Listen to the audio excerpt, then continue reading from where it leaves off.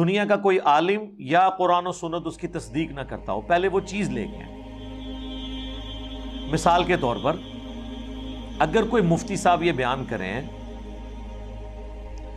کہ سورج گرہن اس وقت لگتا ہے جب چاند سورج اور زمین کے درمیان آ جائے تو سورج کی روشنی زمین تک نہیں پہنچتی، تو اس کی وجہ سے سورج کو گرہن لگ جاتا ہے۔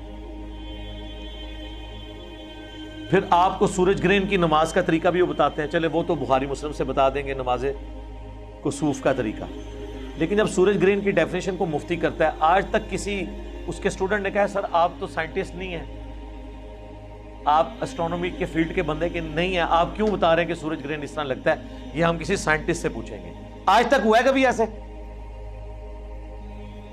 تو پھر یہ سائنٹسٹ کا ہی حوصلہ ہے کہ لوگوں کو اجازت دیتے ہیں کہ ان کی باتوں کو کوٹ کیا جائے۔ علماء بھی کیڑی جتنا دل نہ رکھیں،